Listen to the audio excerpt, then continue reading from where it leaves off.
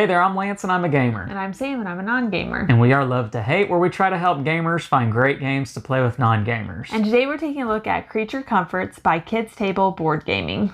Creature Comforts is a game in which you are going to be rolling 2 dice to give you just a bit of an idea of the available locations to you that you will be able to place your workers at for that turn, because you won't know what all the dice are going to be until after you've placed all of your workers. And the dice determine which locations are available to you. This will make more sense when I explain the rules down below, but just know that this is kind of an imperfect information worker placement type game. Sounds pretty interesting. Let me explain it to you down below, and then we'll come back and share our thoughts on it as a gamer and non-gamer. All right, here's Creature Comforts on the table. Let me show you guys how this worker placement dice rolling game is going to work. I do want to let you know that everything you see in this portion of the video is Kickstarter. I do have the Kickstarter edition of the game, so there are going to be upgraded components, including this tray to hold the different resources. And some of the other things you'll see here are not going to be included in the retail edition, such as Mr. Earthworm Jim here. He's the first player marker. That's not really his name. I just call him Earthworm Jim because he looks like him. Anyhow, how this game is going to work, it's going to be all about trying to gain victory points for building, or having different items, as well as different buildings that you are going to be building throughout the course of the game. And how you're going to do that, it's going to start by rolling your 2 family dice. Each player has 2 dice that are going to be in their player color, as well as having a little symbol here to differentiate them from the other players. You are going to have a board here that's going to have 4 of your workers and 4 of your cottages that you are going to be trying to build throughout the course of the game. A turn starts with every player rolling their 2 family dice and placing them on their boards like so. And using the information that you have from these 2 dice, you are going to place your 4 workers out on the board in these different locations. So let me explain the different locations. We'll start up here at the top. This is the valley, and it's going to consist of the forest and the meadow. Now, these cards are going to rotate every round. They're going to start with the spring, then go into summer, and go into fall. And after fall is over, when winter hits, the game is over. And you'll see over here on this side of the board, there's a little key here to tell you that there are certain resources that are not going to be found in the valley, depending upon what season it is. And how this is going to work, you are going to place workers in these slots, so such as this spot right here. And if you want to gain what is on the top of that spot, you are going to need to use these dice. So for instance, I need a 5 and a 6. If I want to gain any resources here, I have to put a worker there as well. So I might put a worker there and hope that I have a 5 or a 6. At this point, I only know my 2 dice. After everybody places their workers, we're going to roll the 4 common dice, and that's going to tell us what dice we have to use. Now, most of these spots are going to be open to everyone. They're not going to be first come, first serve. But some other changes are going to happen depending upon the different cards on the board throughout the course of a round. Let me explain some of the other spots over here to you. So, for instance, this spot right here, we need to have 2 dice that add up together to equal 8, exactly 8. This is obviously a 2. If you come here to the river, you are going to want to place a worker here to get a stone, and you need numbers 1, 2, or 6. If you come here, you need numbers 5 or 4 to get 2 stones. And if you go there, you need a 3 to get a coin and a stone. This is going to rotate each round, so the numbers are going to change, but you get the idea of how that's going to work. If you come to the market, you're going to be able to swap goods here, and you can use any number of die as indicated by this symbol right here, and you can make exchanges based on this chart right here. So a coin can be any good, 2 goods that are the same can be changed for any 1 good, and any 3 goods can be changed into a coin, and you can do however many you can afford here when you resolve that location. If you come down here to the owl's shop, the owl's nest, excuse me, you are going to, again, place any die number here and be able to claim any 1 card. Now, how these cards work you're going to get victory points here in the heart at the end of the game for having built this card. And you need the resources here on the left side of the card. So for this flute, if I have a wood and a coin, I can trade those in to be able to build this. And I'll have 4 points. Now here at the bottom, it says I'll get plus 2 points if I also have the mandolin. Well, the mandolin is right here, and you can see I will get 6 points if I have the resources to be able to build this. Now you can hold these in hand. You can have at max 3, but you can build these on your turn whenever you have the resources. Here's a couple of other examples real quick. The bookshelf, I get 6 points plus 3 points for each book that I have stored on this card by the end of the game. So I'll set these cards just in front of me in my player area once I've built them. And then on my turn, if I get any more books, I can put them on this card down here on the bottom and I'll get plus 3 points. Here's another quick example, and it's a cool card because I want to show it to you guys. Board game, what's that look like? Everdell, which, doesn't this look a lot like Everdell? Anyhow, 7 points, plus 1 for each other board game and toy comforts you have. Another board game. Is that Wingspan? Maybe. Also, real quick, let's look at these different resources. Now, again, these are upgraded components. I'll show you these are rocks here. You do have wood. And there's some details on those. It's pretty nice. Apples or fruit. And you can see what else is in here. You got some yarn, some wheat, some books, mushrooms, coins. Those are coins right here. We'll come back to what these are here in just a second. I'll leave one out to remind myself to talk about that. And some of the other locations, you are going to have a traveler each round. Now, the traveler is very important because he's going to change some things up. So this one, for instance, the Canadian Lynx, immediately in turn order, each player must pick 2 goods that are not the same from the supply and give to the player on their left. So you can see how that is going to be kind of fun. And then when you place a worker here at the inn, then depending on what die you also use with that worker changes what action you're going to be able to do. If you use a 1, 2, 3, or 4, then you are going to get any 2 goods that are not the same. You can trade them in for a coin, and you can do that up to 4 times. If you use a 5 or a 6, you're going to get a book. And the last location you can go to is the workshop, and you can use any number of die here, but the number of die that you use with your worker is going to show you how high up this ladder you are able to build a particular workshop.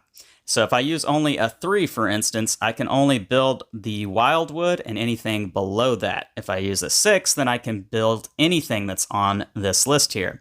Now, the way these work, I have to have the resources immediately available to me. I cannot take these into hand. So I have to have 2 wood and a rock to be able to build the bicycle.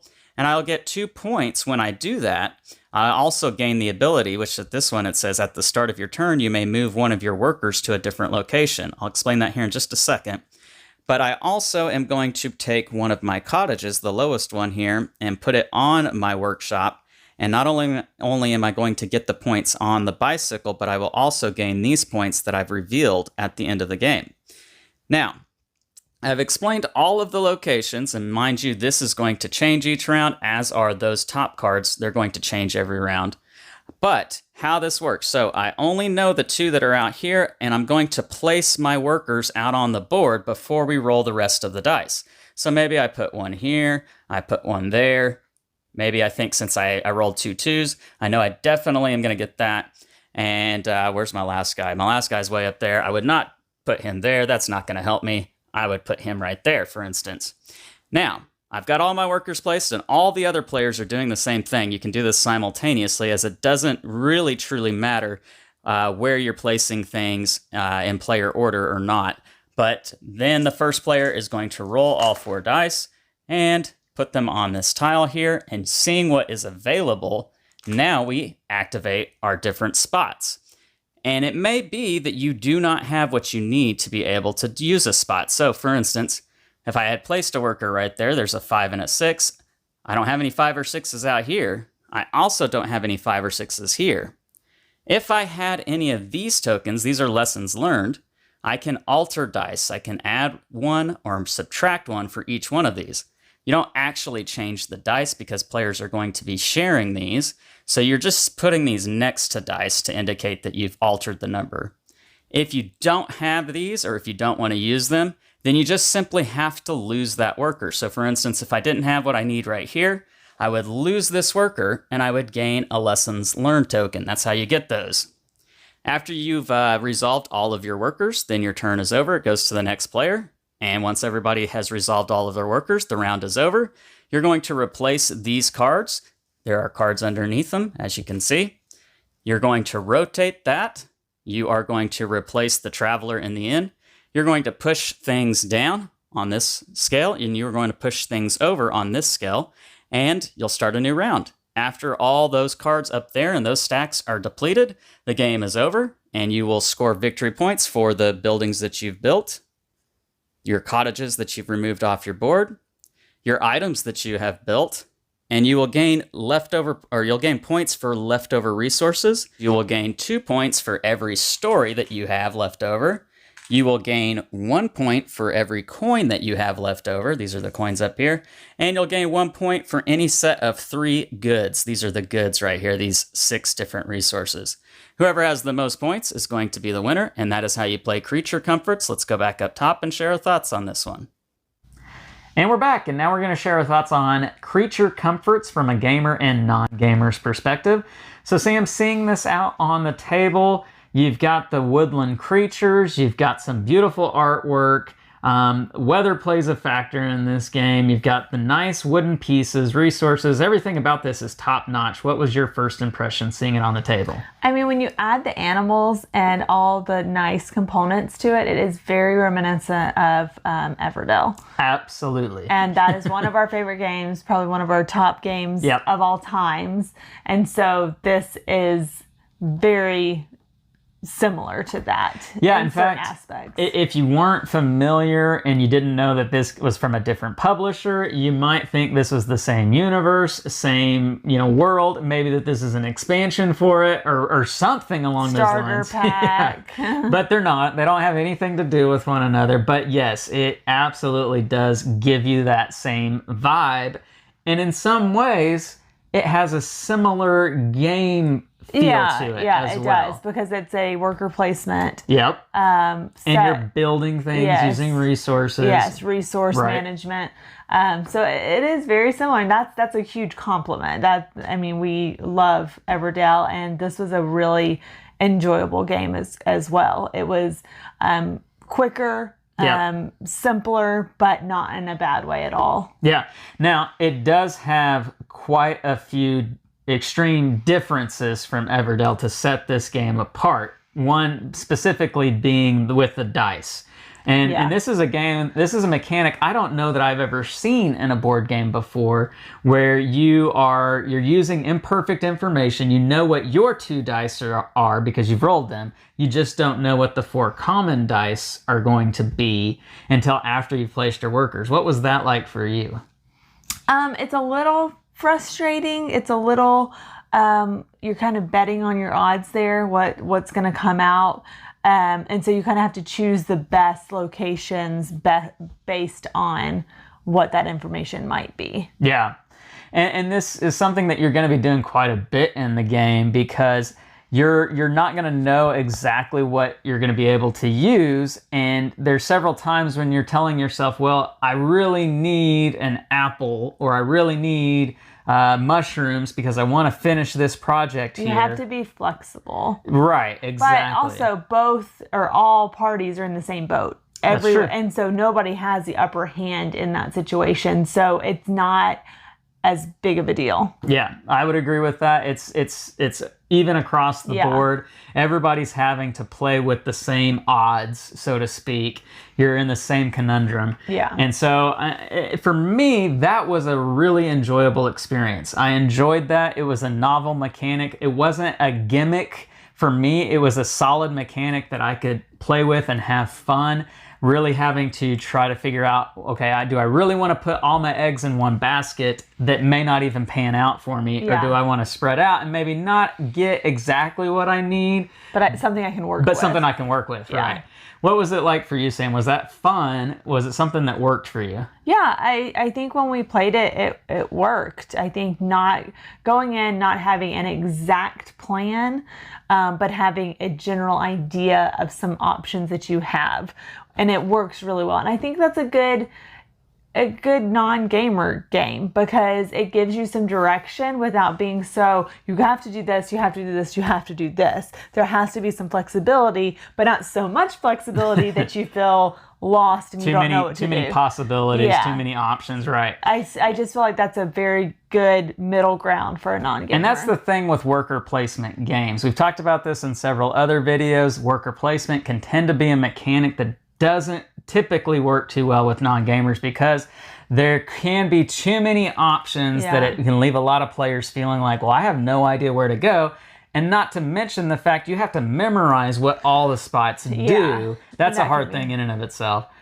And on the flip side of that, you don't want it to be so narrow that it really kind of feels like I'm not really playing a game. I'm just kind of going through the motions. Yeah. This is right in that sweet spot, I feel like, right in the middle. So yeah, I would agree with you. I think this really works well with that particular regard. So we've already kind of spoken about how it's not as heavy as Everdell, which Everdell is not a super heavy game, but this is even lighter than that. For you, understanding the rules, understanding the idea behind this game, not a hard thing for you? I don't think so. I as I remember it, it was pretty natural and pretty intuitive. Okay. There's always with worker placement asking you, wait, what can I do here again? Sure. And as a gamer playing with a non-gamer, you just have to be willing to answer those questions. Yeah, exactly. But other than that, it was very intuitive. And the iconography in this game, I feel like, is pretty easy to understand. It's pretty well designed, and you look at it and you know, okay, if I go here, I need a 3 and a 4 and a 5. Three numbers in a row to get this pile of resources right here. Or I need 2 numbers that are higher than 11, or whatever the case may be. It's pretty easy to understand just looking at what's out there. So yeah. All right, so let's get into pros and cons for Creature Comforts. What were the things you really enjoyed about this one? I really enjoyed the artwork, the gameplay in general. It's a very well thought out, well done worker placement game. It's pretty easy to understand, fairly quick as far as worker placement games go. They can tend to go longer. For sure. This is a good amount of time. And the components are wonderful in this game. I think they did a really good job with all the components in it. Yeah, absolutely, guys. If you checked out the rules portion of the video, you saw the box insert with the components, game trays in on this one. So yes, top-notch quality on that. Yeah. So what were the things you didn't like? I think the unknown of some of your dice puts you at that, I'm not sure what I'm going to do with this, getting left with something that you don't know how to work with, needing to be a little bit flexible. That can be difficult for a non-gamer. Like I said earlier, I feel like it's a good middle ground, but some may not enjoy that aspect. Sure. Yeah. So.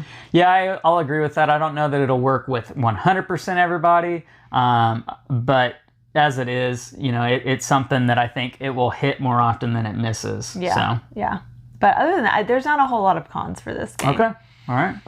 Scale of 1 to 10, love to hate. What are you going to give Creature Comforts? It was really enjoyable. I'd probably give it a 7.8. Wow. Okay. Really high score for you then. Yeah, guys, for me, Creature Comforts is fantastic. This is one of my favorite games of the year so far. It is just incredible. I didn't ever think to have this be a mechanic of dice prediction, worker placement kind of thing. I don't know exactly what you call it even. But I really enjoy it. It works well. It's a solid thing. I just love it. And that it looks such like a lovely experience on the table, and then you actually play it, and it actually is a great experience. I mean, everything about this works well, and I'm very, very glad that I backed it and got it, and now I can play it. So I'm going to give this one an 8.6. I really enjoy this game. This is a solid, solid experience. It is going to stick around for a very, very long time. So yeah. Definitely check it out. Leave some comments down below. Let us know what you think about Creature Comforts and if maybe it's one of your favorite games of 2022 like it is for me. So make sure to like and subscribe and push that bell button so you get notifications of all our new content. I'm Lance. I'm Sam. And we are Love to Hate, where we try to help gamers find great games to play with non-gamers. We'll catch you next time.